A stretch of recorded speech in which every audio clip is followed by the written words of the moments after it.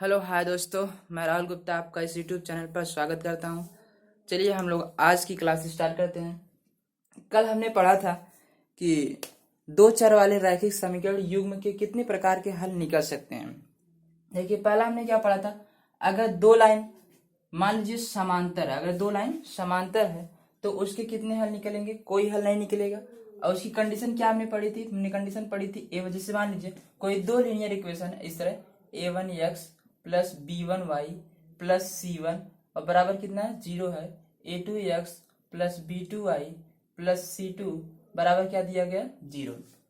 समांतर के लिए हमने कंडीशन क्या पढ़ी थी कि a1 अपान a2 बराबर होगा b1 अपान b2 के, लेकिन बराबर नहीं होगा c1 अपान c2 के।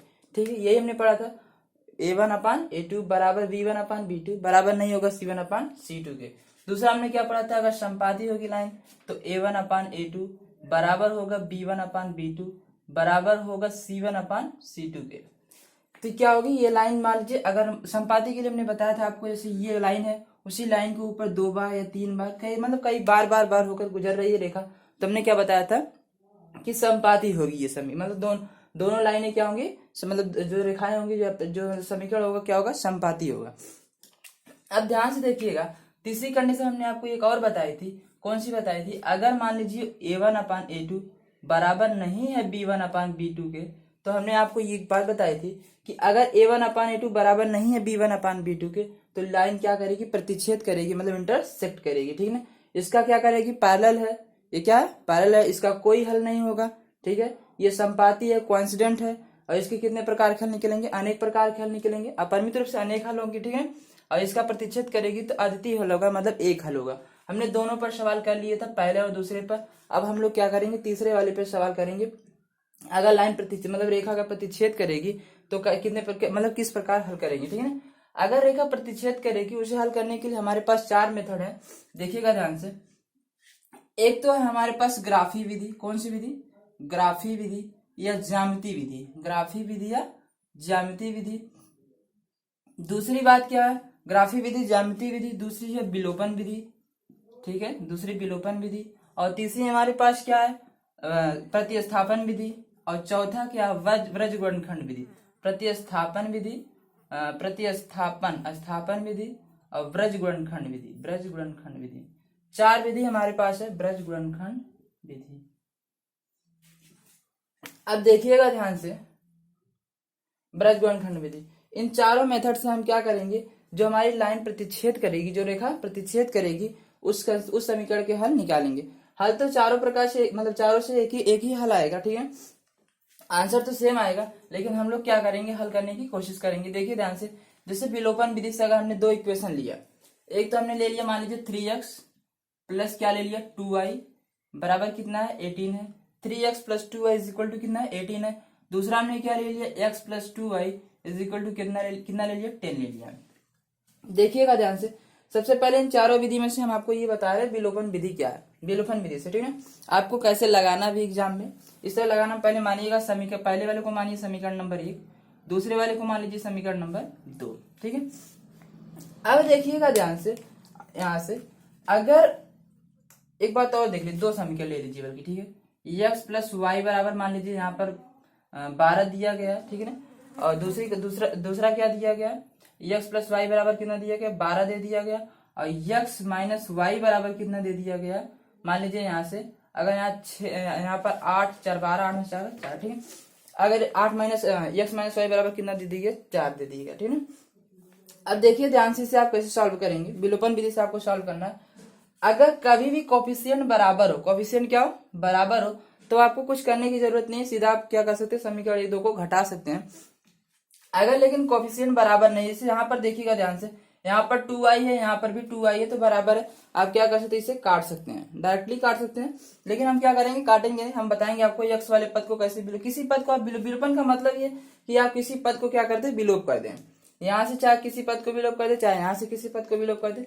तो हम देखिएगा x वाले को विलोप करना चाहते हैं। ठीक है, यहाँ से 2i को भी हम काट सकते हैं, लेकिन हम क्या करेंगे, x वाले को विलोप करेंगे। मान लीजिए x का गुणांक यहाँ पर कितना दिया गया, 1 दिया गया, यहाँ पर x का गुणांक कितना दिया गया 3। दोनों को सबसे पहले क्या करना पड़ेगा, बराबर करना पड़ेगा। अगर आपको कोई भी टर्म को विलोप करना है, जैसे y वाले को विलोप करना है, तो y वाले को हम बराबर करेंगे, जबकि y बराबर है तो आप यहाँ से काट के इसे सॉल्व कर सकते हैं। लेकिन अब यहाँ पर क्या होगा, यहाँ पर x का गुणांक क्या है, बराबर नहीं, यहाँ पर 3 है, यहाँ पर कितना है, 1 है। तो हम सबसे पहले क्या करेंगे, बराबर करेंगे।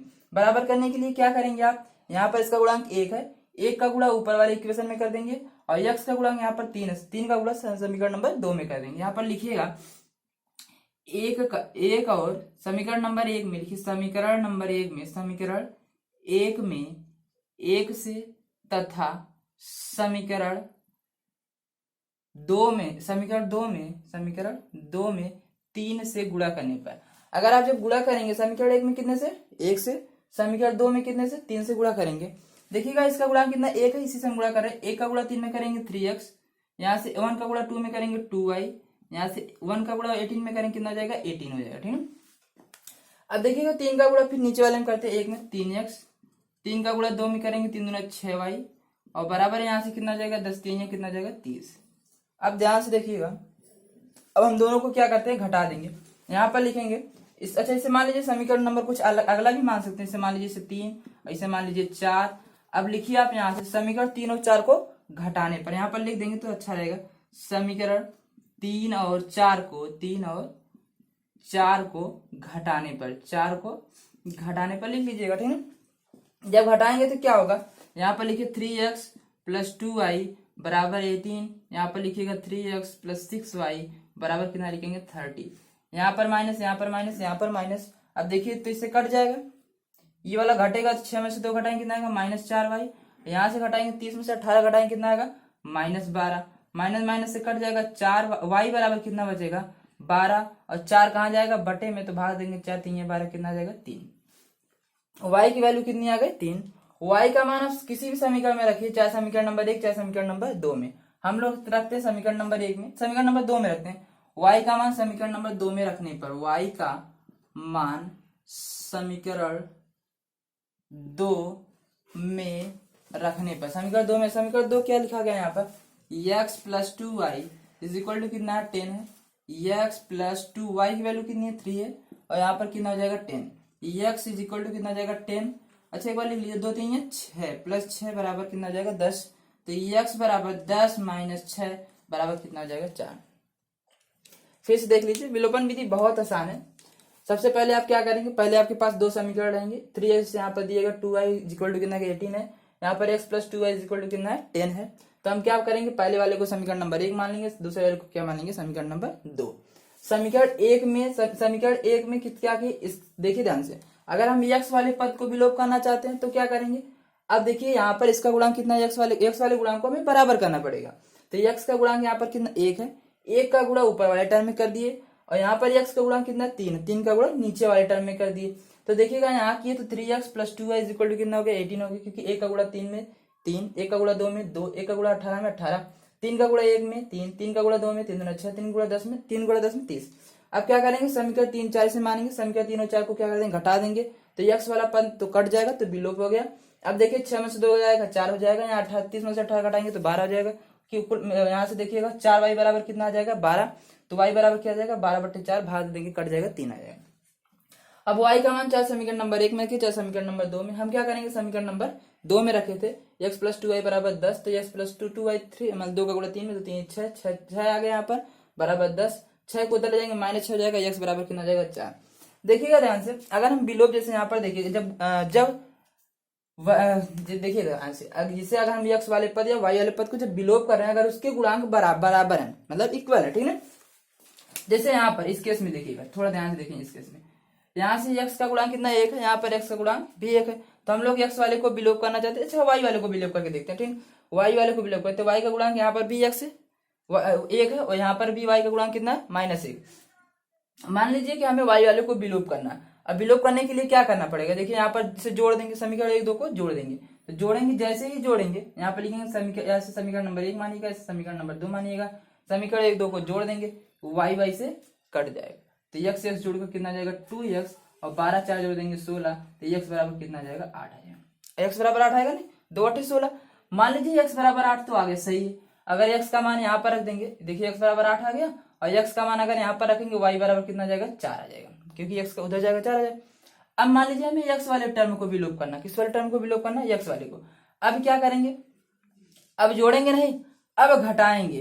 क्या करेंगे, अब घटाएंगे। तो यहाँ पर घटाएंगे तो ये माइनस ये माइनस ये माइनस, अब एक्स वाला टर्म कट जाएगा, ये माइनस माइनस के प्लस हो जाएगा, तो वाई वाई जोड़कर 2y हो जाएगा, और 12 में से 4 जाएगा कितना आ जाएगा, 8 आ जाएगा। तो y बराबर कितना, 8 से 2 भाग करेंगे कितना आएगा, 4 आएगा। तो y बराबर कितना आ गया, 4।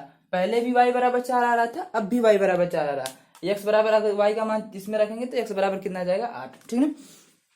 अच्छा, अब चलिए आप थोड़ा से प्रतिस्थापन विलोपन विधि खत्म होगी, बहुत ही यूजफुल विधि है, मेथड है। ठीक है, आप लोग ध्यान से मतलब समझ लीजिएगा। पहले आप क्या करेंगे, जिससे बता देंगे, अब दोबारा भी बताएंगे आपको जो सवाल करवाएंगे। आप देखिए प्रतिस्थापन विधि, हम इसी इक्वेशन को दोबारा लेते हैं प्रतिस्थापन विधि करने के लिए। जैसे हमने क्या लिया था, 3x + 2y, यहाँ पर बराबर कितना लिया था, 18, यहाँ पर dx + 2y, और बराबर कितना लिया था, 10। अब देखिएगा प्रतिस्थापन विधि हमने क्या करना, प्रतिस्थापन का होता है सब्स्टिट्यूशन मेथड कहते हैं इसे इंग्लिश में।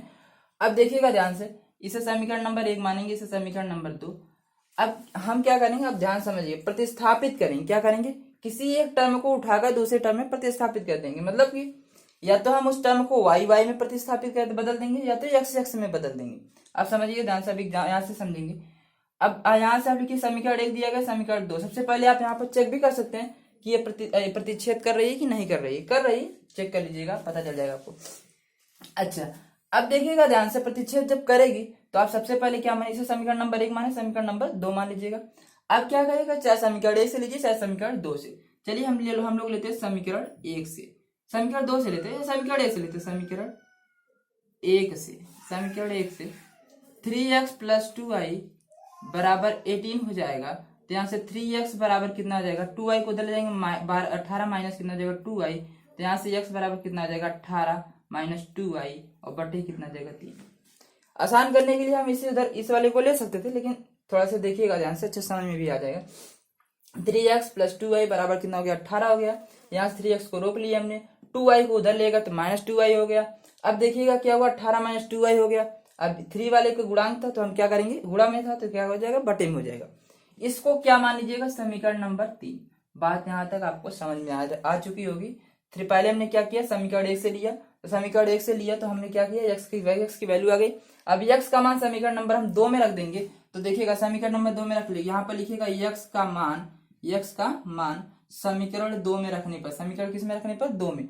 समीकरण 2 देखिए यहाँ पर कितना आपको लिखा गया, x + 2y, और बराबर कितना लिखा गया, 10। अब देखिए x की वैल्यू कितनी है, 18 - 2y, और बटे कितना 3, और प्लस 2y, और बराबर यहाँ पर कितना 10। 3 का गुणा 2 में कर देंगे, 3 दूना 6, 18 - 2y, और प्लस कितना आ जाएगा, 6y, और बराबर बटे में कितना आएगा, यहाँ पर 3 आएगा। और 3 का गुणा हम डायरेक्ट उधर कर देखिए, यहाँ पर बटे कितना आएगा, 3 आएगा। जब एलसीएम लेंगे, एक यहाँ पर एलसीएम लेंगे, 1 3 का एलसीएम कितना आएगा, 3। 3 से भाग करेंगे 3 में 1, और 1 का गुणा 18 में 18, 1 का गुणा 2 में करेंगे तो 2, प्लस 1 का भाग 3 का भाग करेंगे 3 में, 1 का भाग 3 में करेंगे 3 आएगा, 3 का गुणा 2 में करेंगे 3 दूना 6। अब देखिए यहाँ पर कितना बचेगा, 10। अच्छा, ये 3 कहाँ जाएगा, इसके बटे हम 1 मान के 3 गुणा कर देंगे, तो गुणा जब करेंगे तो क्या हो जाएगा, 10 3 30 हो जाएगा। अब देखिए 6 में से 2 घटाएंगे तो आपके पास कितना आएगा, 4y आ जाएगा। 6 में 2 घटाएंगे कितना आएगा, 4y हो जाएगा। 18 को उधर ले जाइएगा, 30 - 18, तो आप देखिए खुद पाएंगे 4y बराबर कितना आ जाएगा, 18 3 में 18 जाएगा कितना, 12। y बराबर कितना आ जाएगा, 12/4, तो भाग देते हैं कितना आ जाएगा, 3। y की वैल्यू अब भी कितनी आ गई, 3। y का मान समीकरण नंबर किस में रखेंगे, इन दोनों में रखने से बढ़िया समीकरण नंबर 3 में रखिए आप। समीकरण नंबर 3 आप देखिए यहाँ पर क्या लिखा गया, x बराबर 18 - 2y/3। तो आप क्या करिए, x बराबर 18 - 2 गुणे y की वैल्यू कितनी आई है, 3 आई है, 3 रखिए, 3, और बटे यहाँ पर क्या रखेंगे, 3 रखेंगे। तो यहाँ से देखिएगा 18 - 2 3 है, 6/3। तो 18 में 6 घटाएंगे कितना आएगा, 12 आएगा। कितना आएगा, 18 में 6 घटाएंगे 12 आएगा, और बटे 3 से भाग कर देंगे कितना आ जाएगा, 4। मतलब कि x की वैल्यू कितनी आ गई, 4 आ गई। ठीक है ना।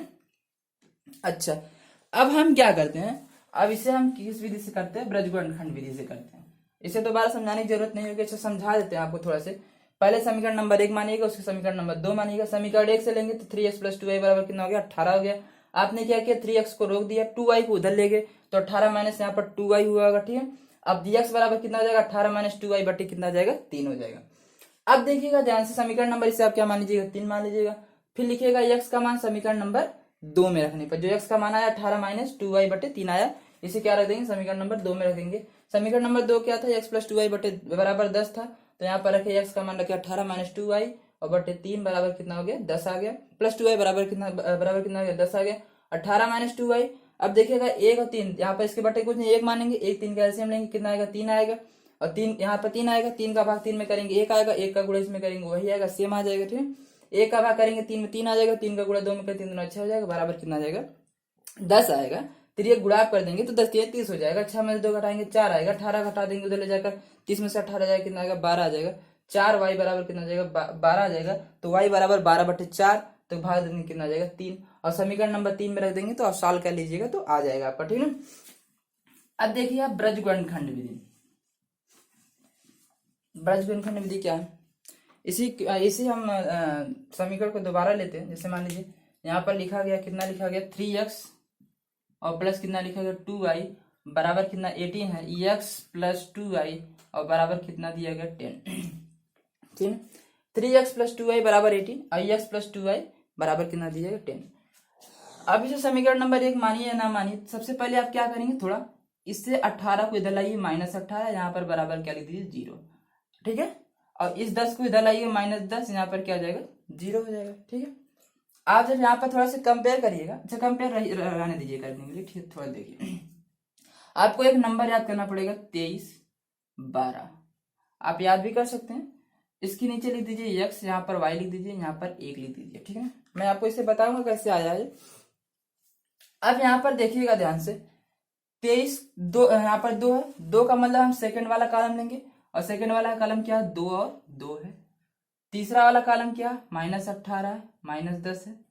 फिर पहला वाला कॉलम लेंगे, देखिए यहाँ से दूसरा में लिया, दूसरे वाले कॉलम में से 2 2 उठाया, तीसरी वाली गिनती आई है 3, तो 18 और 10 आया। अब फिर पहला वाला कॉलम 3 और 1 3, और यहाँ पर x का गुणा कितना 1 है। फिर देखिए दूसरा वाला कॉलम आया, थोड़ा सा देखिएगा, दूसरे पेन से लिख देते हैं, यहाँ से। ठीक है, फिर दूसरा वाला आया, दूसरे वाले में क्या क्या है 2 और 2 है। अब देखिएगा सबसे पहले आप क्या लिख लीजिए x, क्या लिख लीजिए x लिखने के बाद आप 10 का गुणा 2 में करेंगे, 10 दूनी 20 -20, बीच में लगा दीजिए माइनस। फिर से देखिए 10 का गुणा 2 में करेंगे, 10 दूनी 20 माइनस लगा दीजिएगा, 2 का गुणा 18 में 18 दूनी 36 माइनस पहले से है, और 18 दूनी 36 -36 है, तो माइनस क्या हो जाएगा +36। फिर दोबारा एक बार देख लीजिए, -10 का गुणा 2 में करेंगे, 10 दूनी 20 मतलब -20 आ जाएगा, 2 का गुणा 18 में करेंगे, 18 दूनी 36 -36 आ जाएगा, बराबर यहाँ पर y। यहाँ पर 1 का गुणा 18 में करेंगे -18, 10 का गुणा 3 में करेंगे, तो यहाँ पर फिर माइनस लगा, तुरंत माइनस लगाइएगा, 10 का गुणा 3 में करेंगे, 10 3 30 -30, तो यहाँ पर +30 हो जाएगा, और बराबर कितना हो जाएगा 1 लिखिए पहले, क्योंकि 1 लिखा गया यहाँ पर, देखिए 1 लिखा, पहले x दोबारा y फिर 1। अच्छा 2 का गुणा 3 में 2 3 6, और 1 का गुणा 2 में -2। अब यहाँ पर x बराबर कितना है, 36 में से 20 घटाएंगे कितना आएगा, 16 आएगा, सही है, प्लस का 16, बराबर y बराबर 18 में से 30 में से 18 घटाएंगे कितना आएगा 12 आएगा, और बराबर यहाँ पर कितना आएगा 38 में 18 घटाएंगे 12 आएगा। ठीक है, 6 में 2 घटाएंगे 4 आएगा। अब देखिएगा ध्यान से, एक ये इस वाले को लेकर पहले हल कर लीजिए, फिर बाद में इस वाले को लेकर, हम पहले वाला हल करते हैं। x बटे 16 बराबर लिख देंगे 1/4, 16 का गुणा उधर कर दे, x बराबर 16 बटे क्या रख दे 4, तो 4 से कटेगा 4 चौके 16, x की वैल्यू आ गई। अब देखिए y की वैल्यू, y बटे 12 बराबर 1/4, तो 12 उधर जाएगा, तो y बराबर बचेगा 12/4, 4 से भाग कर देंगे 3, y बराबर कितना आ जाएगा 3, x बराबर 4 y बराबर 3। फिर आगे फिर से देखिएगा, आपको सबसे पहले क्या 23 12 याद कर लीजिएगा, 2 3 1 2, उसके नीचे x y 1 लिख दीजिएगा। ठीक है ना। अच्छा अब देखिएगा यहाँ पर हमने क्या किया, दूसरे वाले कॉलम को लिया, क्योंकि यहाँ पर सबसे पहले क्या लिखा गया 2 लिखा गया, 23 12 में सबसे पहले 2, दूसरे वाले कॉलम को लिया 2 2 2 2 लिख लिया, तीसरे वाले को लिया -18 -10 -18 -10, फिर पहले वाले कॉलम को लिया 3, और यहाँ इसका गुणांक कुछ नहीं था 1 था, 1 लिख लिया। ठीक है, फिर देखिएगा दूसरे वाले कॉलम को लिया, कौन सा था 2 और 2 2 2। ठीक है, फिर देखिए 10 का गुणा 2 में 10 दूनी 20, यहाँ पर देखिए सबसे पहले x लिख लीजिएगा, x लिख लिए, 10 का गुणा 2 में 10 दूनी 20 -20 में आएगा, 2 का गुणा 18 18 दूनी 36 प्लस का 36। ठीक, क्योंकि 18 दूनी 36 -36 हो जाएगा, माइनस पहले से था प्लस हो जाता है। ठीक है, अब यहाँ से देखिएगा y 1 का गुणा 18 में करेंगे -18, 10 का गुणा 3 में करेंगे 10 3 30 -30 मतलब +30, क्योंकि बीच में माइनस होता है, 1 लिखेंगे 2 3 6 1 2 1 2 -2। अब देखिए 6 में से 2 घटाएंगे 4 आ जाएगा, 18 30 में से 18 घटाएंगे 12 प्लस का आएगा, 36 में से 20 घटाएंगे 16 आएगा, और यहाँ पर देखिए x बटे 16 बराबर 1/4 लेंगे पहले, ठीक है। तो यहाँ से x की वैल्यू आ जाएगी और x बटे y बराबर फिर 1/4 लेंगे तो क्या आ जाएगी, y की वैल्यू आ जाएगी। अच्छा आप थोड़ा ध्यान से देखिएगा यहाँ से, अगर हम क्या करें, आप में दिया गया है, कोई ट्रिक नहीं है, ठीक है, ट्रिक नहीं है, आप में दिया गया है। दूसरे वाले को हम क्या लिखते हैं, यहाँ पर ये क्या है, b1 है, लिखिए b1। यहाँ पर क्या है, b2 है। और तीसरा वाला क्या है, c1। यहाँ पर क्या है, c2 है। पहला वाला क्या है, a1 है, a2 है। और उसके बाद क्या है, दूसरा वाला क्या है, b1 है और b2 है। अब देखिएगा ध्यान से, यहाँ पर देखिए ध्यान से, यहाँ पर यक्स आप लिखेंगे, c2 का गुणा b1 में करेंगे तो यहाँ पर लिखिएगा c2 b1 माइनस हो जाएगा b2 का गुणा c1 में b2 c1 y। यहाँ पर देखिए a2 का गुणा c1 में a2 c1 माइनस c2 का गुणा a1 में c2 a1 और बटे क्या आ जाएगा a1 b2 और माइनस a2 का गुणा b1 में a2 b1। ये फार्मूला है, ठीक है, ये फार्मूला है। बस आपको क्या करना, फार्मूला नहीं याद करना, आपको 23 12 याद करना, x y और 1 याद करना, सबका गुणांक रखना, बस इसका गुणा इसमें, इसका गुणा इसके, इसका गुणा इसमें, इसका गुणा इसमें। आप ऐसे करके देखिएगा x और y का मान आसानी से आ जाएगा। अब चलिए हम लोग लास्ट वाला मेथड देखते हैं, वो क्या है, ग्राफिकल मेथड है, ज्योमेट्री मेथड, ठीक है, ग्राफी विधि। और हम आपको चारों प्रकार के सवाल जब करवाएंगे अच्छे से करवाएंगे, थोड़ा आप ध्यान से समझिएगा इस वाले मेथड को भी। ग्राफी विधि क्या दिया गया, हम लोग वही वाला इक्वेशन लेकर हल करेंगे। 3x 2y = कितना, 18 है। और यहाँ पर क्या है, x + 2y बराबर कितना दिया गया, 10, ठीक है। आप लोग सबसे पहले क्या करिए, इसे मानिए समीकरण नंबर 1 और इसे मानिए समीकरण नंबर 2। अब क्या करें, यहाँ पर समीकरण 1 से क्या लेंगे आप, समीकरण 1 से लेंगे। समीकरण 1 क्या दिया गया, 3x + 2y बराबर क्या दिया गया, 18, ठीक है। आप लोग इससे पहले क्या करिए, समीकरण 1 ले लीजिए, ठीक है, एक बॉक्स बना लीजिए कहीं पर, यहीं पर चाहे जहां एक बॉक्स बना लीजिएगा। जैसे हम लोग यहाँ पर एक बॉक्स बना लेते हैं, यहाँ पर क्या करते हैं, इसमें x डाल देते हैं, यहाँ पर y डाल देते हैं। अब देखिए ध्यान से, यहाँ पर समीकरण 1 में क्या करेंगे, सबसे पहले क्या करेंगे, x वाले को 0 रख देंगे। मान लीजिए x बराबर, यहाँ पर आप 0 रख दिए, यहाँ पर लिखिएगा x बराबर 0 रखने पर अगर x बराबर 0 रखेंगे तो क्या होगा, 3 का गुणा 0 में करेंगे क्या हो जाएगा, 0। मतलब ये वाला टर्म पूरा खत्म हो जाएगा, ठीक है। बचेगा आपके पास क्या, 2y बराबर क्या बचेगा, 18। फिर से आप समझ, एक बार रख के हम बता दें, देखें यहाँ से, 3 का गुणा 0 में प्लस 2y बराबर कितना हो जाएगा, 18। 3 का गुणा 0 में करेंगे 0, तो आपके पास क्या बचेगा, 0 + 2y और बराबर कितना बचेगा, 18। मतलब 2y बराबर कितना बचेगा, 18 और y बराबर कितना, 2 से भाग देंगे 9। मतलब x बराबर 0 आया तो y बराबर कितना आ गया, 9। आप सामने देख सकते हैं, ठीक है। अच्छा अब y बराबर 0 रख देते, क्या रखते हैं, y बराबर 0। y बराबर जब 0 रखेंगे तो ये वाला टर्म 0 हो जाएगा, बचेगा आपके पास 3x और बराबर क्या बचेगा, 18। तो x बराबर कितना हो जाएगा, 3 × 6 = 18, 6 आ जाएगा ना। तो यहाँ पर y बराबर 0 रखे, x बराबर कितना आ गया, 6। अब यहाँ से अब हम क्या लेंगे, समीकरण नंबर 2 से। पहले क्या किए, x बराबर 0 रखने पर इसी के नीचे लिखिएगा y बराबर 0 रखने पर, तो आप सॉल्व कर लीजिएगा। अब फिर उसी के नीचे चलिएगा, फिर लिखिएगा समीकरण 2 से, उसी के नीचे लिखेंगे, ठीक है, समीकरण 2 से। जब समीकरण 2 से लेंगे x + 2y बराबर कितना हो जाएगा, 10। तो यहाँ पर x बराबर, यहाँ पर लिखिएगा x बराबर 0 रखने पर, तो जब x बराबर 0 रखेंगे तो ये वाला टर्म 0 हो जाएगा, बचेगा आपके पास 2y बराबर क्या बचेगा, 10। अब दूसरा कॉलम बनाइएगा, दूसरा बॉक्स बनाइएगा, दूसरे बॉक्स में उसमें भी x y लिखिएगा, ठीक है। अब क्या करेंगे, y बराबर देखिए कितना आता है, 2 × 5 = 10, 5। मतलब x बराबर 0 रखे तो y बराबर 5 आ गए। अब y बराबर जब 0 रखेंगे, y बराबर 0, देखिए अगर यहाँ पर लिखेंगे y बराबर 0 रखने पर, y बराबर 0 रखने पर लिखिएगा, आप लिख लीजिएगा, ठीक है, y बराबर 0 रखने पर, तो यहाँ पर देखिएगा 10 है, तो क्या बचेगा, x बराबर 10, y बराबर 0 तो x बराबर 10। आपके पास 2 बॉक्स आ गए, ठीक है, ध्यान देखिएगा। सबसे पहले आपने क्या किया, समीकरण 1 से लेंगे, x बराबर 0 रख दीजिएगा तो y की वैल्यू आ जाएगी। फिर y बराबर 0 रख देंगे तो x की वैल्यू आ जाएगी। फिर समीकरण 2 से x बराबर 0 रख देंगे, y की वैल्यू आ जाएगी। y बराबर 0 रख देंगे तो x की वैल्यू आ जाएगी। तो आप क्या करिएगा, आप चतुर्थांश जानते हैं, क्वाड्रेंट जानते हैं ना, तो आप सबसे पहले उसी में ग्राफ अगर आपके पास होगा तो खींचिएगा, ग्राफ खींचिएगा इसका, ठीक है ना। हम देखिए आपको खींचकर बताते हैं। जैसे मान लीजिए ये क्वाड्रेंट है, ठीक है, ये x अच्छा है, ये x डैश है, ये y है, ये y डैश है, ठीक है। अब निगेटिव तो है नहीं, क्योंकि हमें इधर उधर ज्यादा जाना नहीं पड़ेगा, क्योंकि पहले वाले में हो जाएगा सबका। यहाँ पर x बराबर कितना दिया गया, 0, x बराबर 0 y बराबर कितना दिया गया 9, तो y पर 9 चलते हैं 1 2 3 4 5 6 7 8 9, मतलब यहाँ पर आएगा। यहाँ पर इसे क्या मान लेंगे, a मान लेंगे। अब देखिएगा x बराबर 6 है तो 1 2 3 4 5 6, x बराबर 6 आ जाएगा और y बराबर कितना 0, मतलब इस वाले पॉइंट को हम क्या मान लेते हैं b। इन दोनों को क्या करेंगे, इसी वक्त मिला देते हैं, ठीक है, इसी वक्त मिला देते हैं। अब देखिएगा दूसरे वाले से लेते हैं। दूसरा वाला क्या, x बराबर 0 है तो x बराबर 0 तो यही आएगा। y बराबर कितना दिया गया 5, 1 2 3 4 5, तो यहाँ पर पहुंच जाते हैं, ठीक है।